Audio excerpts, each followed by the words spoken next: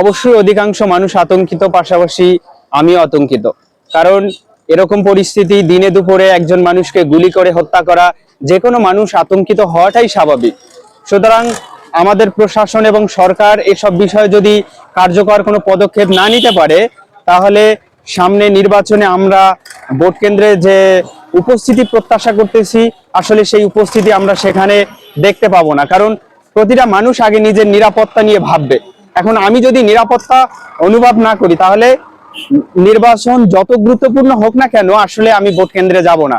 সুতরাং আমি এবং আমরা সবাই প্রত্যাশা করি সরকার যাতে এই নির্বাচনটা সুষ্ঠুভাবে তুলতে পারে, সেই তোলার ক্ষেত্রে প্রশাসনকে অ্যাক্টিভলি কাজ করতে হবে। আর নির্বাচনের আগে পরিস্থিতিকে সামাল দিতে হবে। কারণ আওয়ামী লীগ অলরেডি একটা নিষিদ্ধ দলে পরিণত হয়েছে। সুতরাং তারা যে কোনো অরাজক পরিস্থিতি তৈরি করার জন্য তারা মুখে আছে।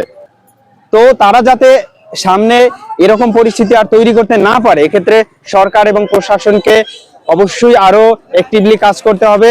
আর আমাদের এই আতঙ্ক, আমাদের এই জনমানুষের মধ্যে যে আতঙ্ক আছে, সেই আতঙ্ক দূর করতে হবে।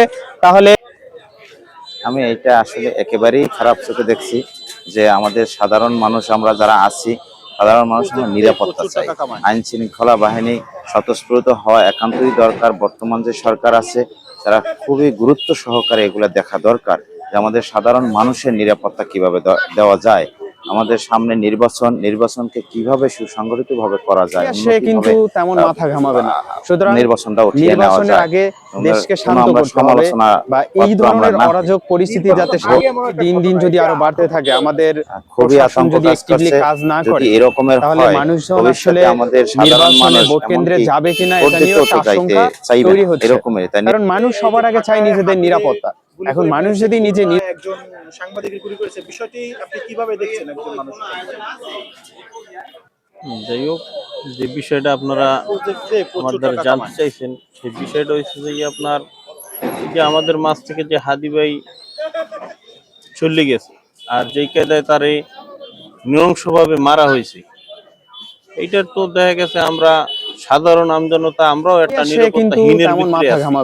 সুতরাং তার মধ্যে নির্বাচনের আগে দেশের জন্য আমাদের জন্য একটা গৌরব, বা এই ধরনের অরাজক পরিস্থিতি যাতে লোকটা দিন যদি আরো বাড়তে থাকে, আমাদের এইজন্য আমরা খুবই কাজ না করে ভিতরে আছি। তাহলে মানুষজন আসলে নির্বাচনে ভোট কেন্দ্রে যাবে কিনা এটা নিয়ে আশঙ্কা তৈরি হচ্ছে। কারণ মানুষ সবার আগে চায় নিজেদের নিরাপত্তা। এখন মানুষ যদি নিজে দায়িত্বশীলই এখানে আপনার রক্ষক হিসাবে দরকার। এই নির্বাচনে ভালো একজন প্রতিনিধি দরকার, যে দেশ এবং জাতির দুটোটা উভয় পক্ষে দেখতে পারে। আইন শৃঙ্খলা তো অবশ্যই এটা আমাদের ডেভেলপ করা দরকার, আরো তাদের কঠোর অবস্থানে নেওয়া দরকার। কিন্তু আমরা দেখা গেছে সাধারণ আমজনতাই এখন কইতে গেলে নিরাপত্তার ভিতরে নাই।